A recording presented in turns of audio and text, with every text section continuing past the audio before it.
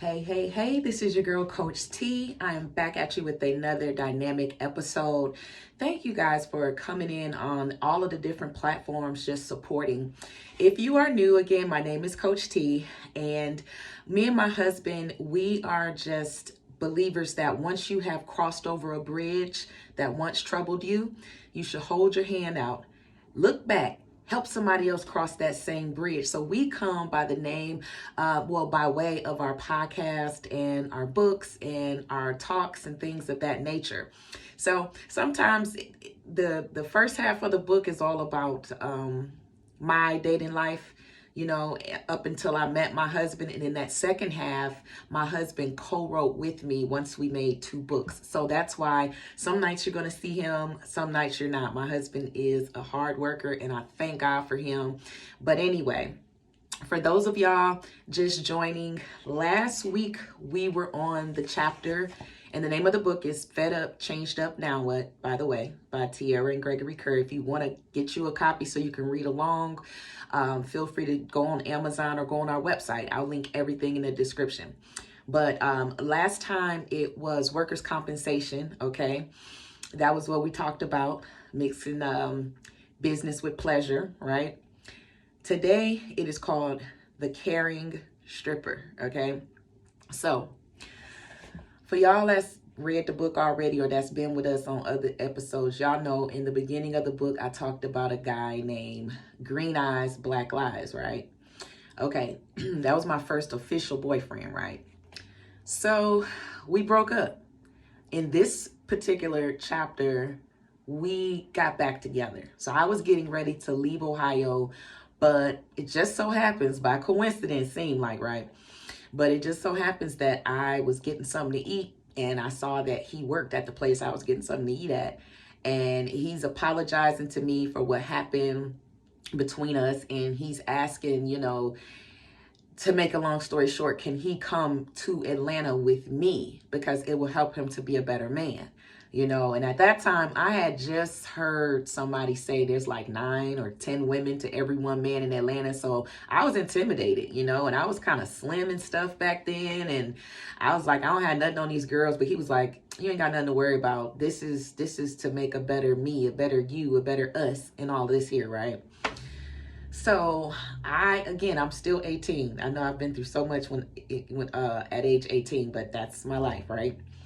So I was scared to drive on the expressway, okay? 18 years young, scared to drive on the expressway. So I had my grandmother to come with me and him. I don't think he had a license or something happened, but I wasn't letting him drive the car anyway. So I just didn't feel safe because I had never seen him drive before, right? So I know that my grandmother is a pro at the road. So I was excited. I went to the store and I was just, ready to start writing because I was writing music. At the time, I was a songwriter. So I'm trying to write music so that way when I get back down to Atlanta, I could hook up with my connections to get back into the studio, to travel with bands, whatever I want to do. So I have bought me some fresh, and all my writers know what I'm talking about, fresh notebooks, okay, to write in. We get around, I don't know, maybe Kentucky, Tennessee, somewhere around there. And we did a rest stop. And so we were at the gas station.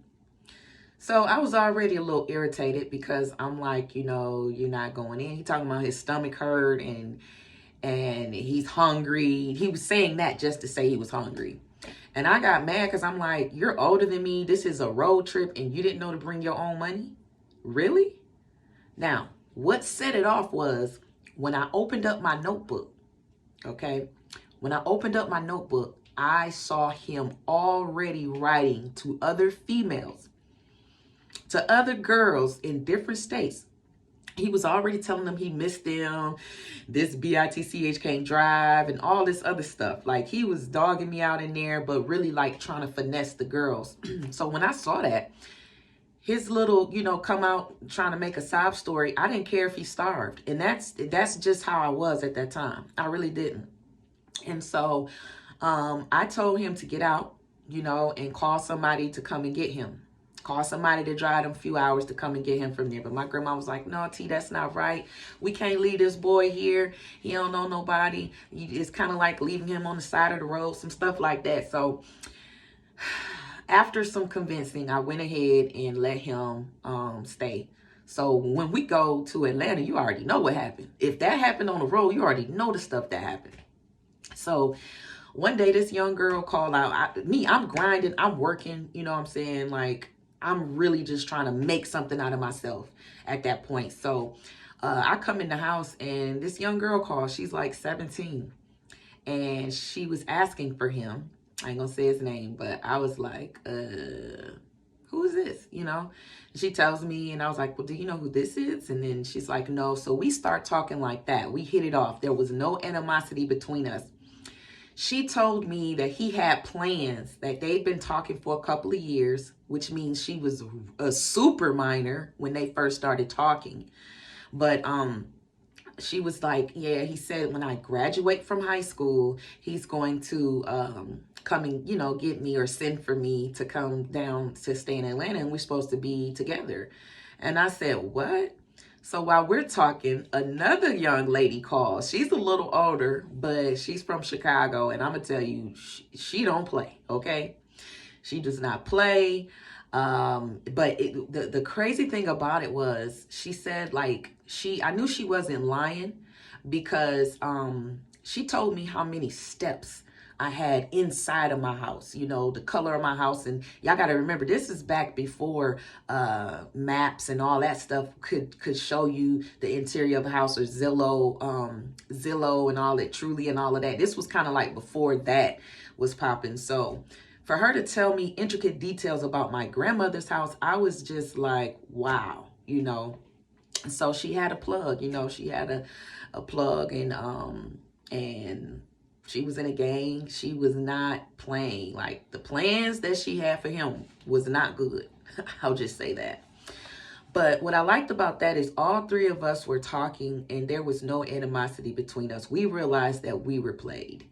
And before we left to come down to Atlanta, he told me he needed that, because he was adopted, he needed to go out of town to get his birth certificate. Okay. So then when he come down here, he could start work and stuff like that, get his own place or whatever. Well, that was a lie, because I found out from the young lady from Chicago, that he was up there making love to her one last time. You know, using her and all this other stuff, playing with her emotions, making her think that she was the one too. So the next, I went off, y'all. I put red dye in his shoes. He had like some Air Force Ones or something. I put some dye in there. I ripped his shirt. He had a button-up collar shirt. I ripped his clothes. I think I even took a little something and slashed some of his clothes. Like, I was so angry. This was late at night. I wanted him back to the Greyhound. I wanted him to the Greyhound bus station, because I was like, I don't even want you breathing in the same air, the same Georgia air that I'm breathing in. I don't even want you to breathe that. That's how bad I wanted him to go. So the next day, you know, I asked my grandmother for directions on how to get downtown to Forsyth or whatever. And she was like, what, downtown for what? I said, I'm taking him to the Greyhound. I need to get downtown to the Greyhound. So again, she was saying that wasn't right. That was her place, y'all. So, you know, he wound up staying. Now, I guess really what just really did it for me, where I was like, yeah, this is not working, was my young brother had hooked him up, you know, with a job. Late one night after the job was done, I hear this car. Now, they tried to park up like a house or two down the street, but I could hear it and see it. So I look out my window and I see him hugging, kissing, and rubbing all over this girl's booty. I screamed. I was hurt. I was sad. And there was nothing I could do. Wasn't my place, right? So the only thing I could do was get on my grind, figure out how to get my first place, and do what I could. But at that moment, man, The tension was thick, okay? So anyway, I hopped in my car, tears and all, and I just drove around randomly. And I see this parking lot. It looks like a club, you know. So I pull in, and there's these two big buff dudes, okay? They look sharp, crisp. They sitting out there, and they were talking, okay? Just having a real man, like man-to-man talk seemed like. And they were flirting. They were flirting, you know. And I just couldn't believe it, because let me tell y'all something. In high school, middle school, elementary, all that, I wasn't popular. You know what I'm saying? I was very sheltered and bullied and just was not the it girl in school like some females were. So I'm like, finally, like, this man that I know, like, I know some women will go crazy behind this type of looking guy. Like, this guy, like, whoa. You know, I was going crazy the first time that I saw, you know, a male dancer. But he was, he had handed me some flyers, and he was like talking about a male review. And I'm like, what is a male review? And he looked at the other gentleman and was like, you know, just kind of like smirked, like, oh, she must be young, you know. But they gave me flyers and told me the nights that they were at the club, okay? And I was like, cool. At first I thought they were some musicians or something, because they handed me flyers, but no. And I found out quickly what male review is. So once I came into that world, it was like an underground world for me. It was like, you could either find me at work or you could find me at the strip club. And when you go, especially if you're one of the ones who want to go on the stage and tip, right? You want to look nice. You want to look fresh. And if you frequent, like, you have to make sure your outfits are always kept up. You know, I always have my nails black tip, silver lining, had on some seductive outfits every time. And yeah, and I just made sure I had me some ones, you know. Now, I ain't have a lot of ones. I'm going to tell y'all that right now. I had about 5 ones, because I didn't even know what stripping was all about at the time. I didn't know that all that stuff they're doing, they make you feel like you're the only one, but it's, at the end of the day, they stripping for the tipping. That's what was always said in the club, stripping for the tipping. So I had about 5 ones, and you know, that was me. I spent more money on drinking, and hot wings and lemon pepper wings, hot wings with the lemon pepper sprinkle and all that. That's where a lot of my money went to. You know, I'm like, shoot, I've already spent money on my outfit, my feet, my nails, you know, my hair. Like, there it is. That's the tip, you know. So the reason why I call this guy the caring stripper is because, yes, he was Pretty Boy Floyd, but he gave me some very good advice, because, how can I put this? I needed to get a job at that time. I really did. Something that made way more money than what I was making, you know, where I was. So I was kind of in the fast food thing at that time. Still a starving artist, you know, still just trying to make it. But I needed something that could just, like, there were things I wanted, right? And I called my auntie from Ohio, and I'm like, hey, you know, they don't really have house music down here in the South. You know, can you send me some house music? Because she was a dancer. She like, what you want some house music for? You know, I think she already knew. But I wanted some It's Time for the Percolator, you know, and stuff like that. And I hired him to do my friend's baby shower. Yes, baby shower. And I told him, you know, I'm thinking about stripping, because I seen how much money they was pulling in, especially at them competitions and stuff. They pull in a lot of money. So I was just like, and I was like, you know, I'm not going to get caught up, you know, prostituting or anything like that. And he said, never say never. He said, y'all females will make way more money than we make as the males. And he was already one of the highest paid dancers as it was that I see. Because, you know, when you see, like, I've seen them have to carry bags of money off the stage to take him back to his locker or wherever they disappear to when they done dancing. And he said, never say never. Y'all ladies will get paid more money than we men do. And he said, the more that you do, the more that you get. And he was telling me the game, and he was telling me how, you know, you might be working at, you might be doing a private party, right? And it may be you and a few other girls that are hired to do the party. And because this is a Christian show, I'm trying to watch my language, but he was saying that you might get asked to perform oral sex on this girl, you know, and if that's not your thing, you just pretty much did something that's not in your character, you know, something that you thought that you would never do or too good to do or whatever, you know, the case may be. He said sometimes they might offer you another $12,000 to do these little things that really, in my opinion, I'm looking for that word. It brings your character down. It's like a moral issue, because I do know some dancers that are doing this to get through school or to take care of their child, you know, and they're not trying to do all that extra stuff, you know. But for you to go in your job one way, and then because you're looking at the bills and because you're looking at your children's future, you got to make that choice. Am I going to turn this trick real quick, or am I just going to stick to dancing?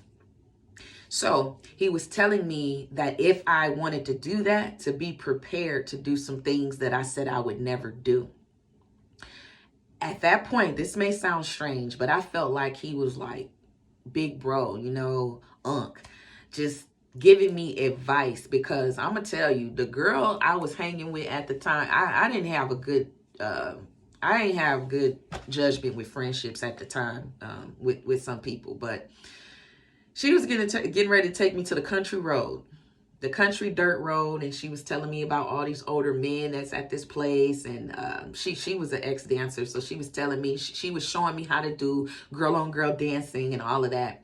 She was with it, but something in me just did not want to go to no dirt road with a whole bunch of men, you know, and all I was thinking about was just, you know, retirement money just flying everywhere, you know, and stuff like that. But I was just like, nah, I don't trust it, because I know, man, some of these older men, whoo, they can be some freaks, okay?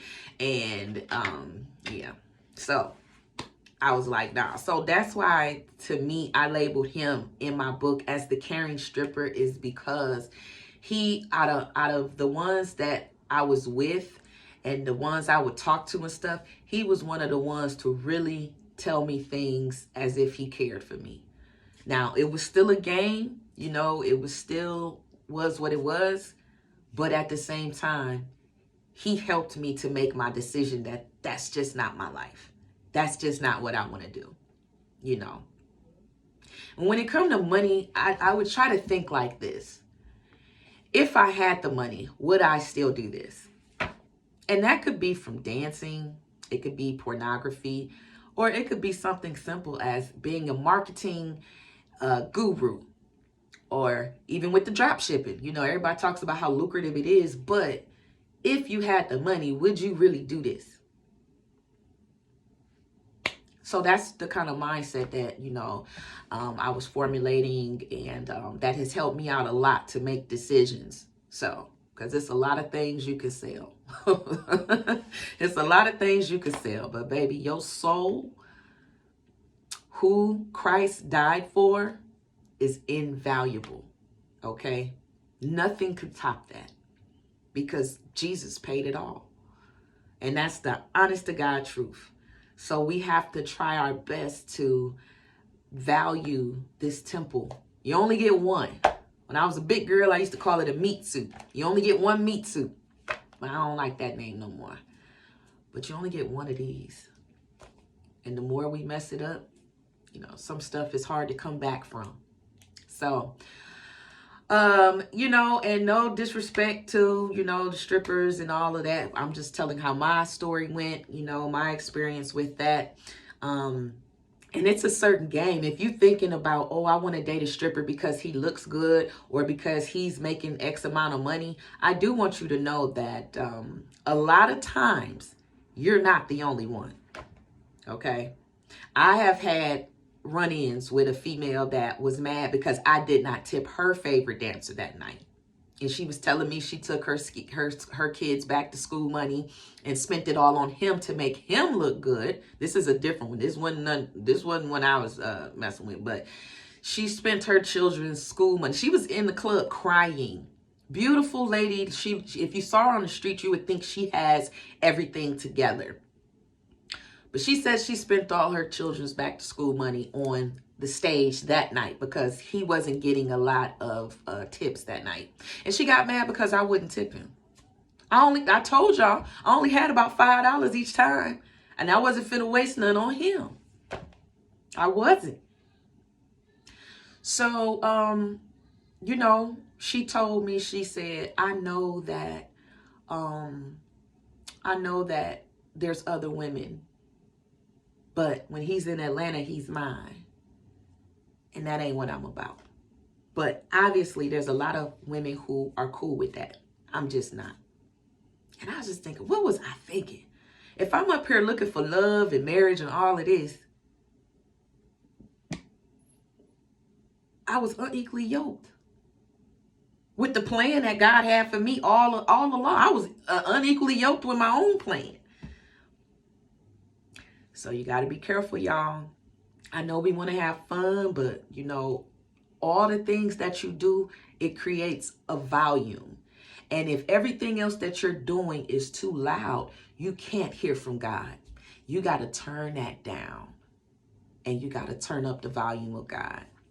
There's a scripture I'm going to link below. I just got so excited to go ahead and do this podcast. But I'm going to link the scripture below this video. But there's a scripture that talks about hanging around a companion of fools, okay? And I'm going to say that a lot of the choices that I made, yes, I own up to it 100%. Like, I own up to that.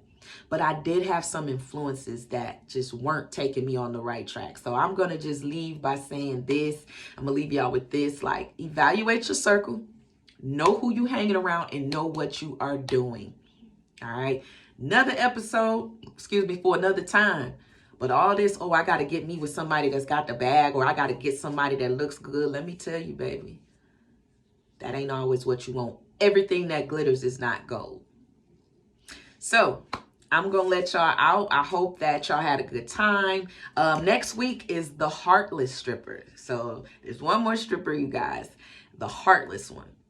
And you're going to hear all of that. So I love you guys. And remember, it is not until you are truly fed up that you will change up. But after you changed up, then what? I'll see you next week with more inspiration. Peace.